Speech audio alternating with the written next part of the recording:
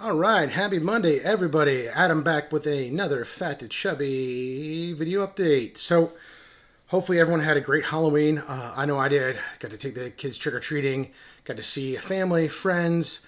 Then, yesterday, I was actually at a birthday party and I ran into people I haven't seen in a long time. Longer than I expected, really, or I realized because I got so many compliments. It was kind of foreign to me. I mean, I felt kind of out of place, and then I had a lot of questions. What'd you do? How'd you do it? How long has it been? So I had to really go through the process and kind of Cliff's notes, what I've done, how I've done it, and why I'm successful, blah, blah, blah. And I know most of you know that. I can go into details for other people that don't know it, and maybe in one of the videos I'll detail it, ad nauseum, just what I did and how I did it. But it got me thinking. So on this morning's ride, I was really thinking about non-surgical versus surgical weight loss. What's great about both? What's horrible about both? And I guess this is my little kind of soapbox about that. So why did I go? Why did I go with non-surgical versus surgical? So in my opinion, again, I am not a health expert. I'm just a guy that was fat and now I'm chubby and healthy, and that's just it. So surgical is great if it's dire, in my opinion, in my humble opinion, right? No, I'm not really that humble, but still.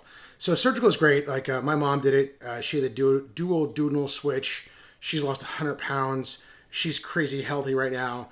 But her diet is completely altered now for the rest of her life. And it has to be to maintain that correctly. I've had other people, other friends and colleagues I've seen do the lap band, and they've beat the band, right? So, they didn't change their diets. They didn't change their bad habits. And, that was my fear about me. That's what I know, that if I would have had lap band surgery or the sleeve, I would have never changed, right? I would still just shovel the same shit in my mouth, just smaller quantities, probably actually more frequently, just smaller quantities. So nothing would ever been changed. I think initially I probably would have lost a ton of weight, but I'd gain it all back plus some, and stereotypical yo-yo dieting, and I'd be worse off than I am. So that's just for me. I mean, if you're in a position where everything hurts, you can't move, and that's your life-saving step, hell yeah, go for it. I mean, I will pick you up and drive you to the hospital to get that surgery done. But once it's done and you can move around freely, then we need to work on you, right? You need to get better habits, better health, just healthy choices in general. So that's kind of my spiel about the surgical and my perspective. It's great for some. It wasn't right for me. I knew I was never going to change. So, with the non-surgical, I went that route really just because I want to prove to myself that I could do it. I mean, I would already kind of been on this fix me plan, right? I have had sleep apnea forever, so I went to a new sleep apnea doctor and got on a new CPAP, and I was on a BiPAP before.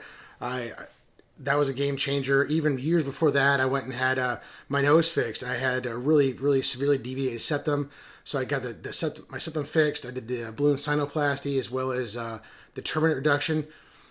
I would do that surgery again tomorrow. It was that great. It changed my life that much. So, I did all those things, and then moving forward, I knew that after my knee surgery and facing a full knee replacement, I lost weight on my own. I thought I was doing everything right, but then something was off. So I went and met with Dr. Desai, and we did the full workup. So we did the full workup, the full physical. I mean, X-rays, EKG, 4 pages of blood work to discover that my triglycerides were through the roof. My testosterone was into the basement. And then I was like pre-diabetic, and that scared the shit out of me. I mean, it really was like, all these years, not only are you trying to out-train a bad diet, but you really thought you were doing healthy stuff, and it could have been worse. And I had these visions of myself being that young dad, young being 42, or 40 at the time, that young dad in the sitcom that mysteriously dies of a heart attack when everyone thought they were healthy and working out all the time. And I was like, shit, man, like, that's me. I was like, damn. So, that really kind of fueled my fire a lot too. But that's the thing about the non-surgical weight loss. So I went to see Dr. Desai.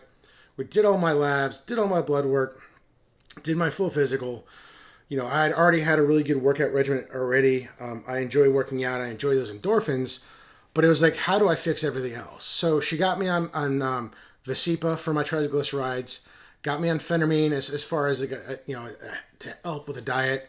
It really just curbs your cravings throughout the day. I was definitely a candidate for it because I was 360 pounds. I was massively overweight / obese, but those two things worked for me, and that and my own mortality really was the huge driver. So, but that's the thing. The non-surgical part of it, it's hard work. It is hard ass work, and it's really being diligent about changing your bad habits and being honest with yourself. It's like, you shouldn't eat that.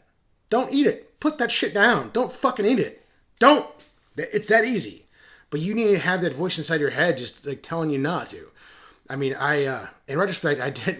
My buddy Ryan, shout outs to the Big Cajun, he'd fat shame me. It was a very loving Big Brother way, but I had some fat shaming too, and that played in the back of my mind as well. So, it's all about self-realization. You're going to find your own path, and you're going to do what works for you, but keep in mind, everything you do, it's going to be life-changing and life-altering, but you have to be consistent. You have to be diligent.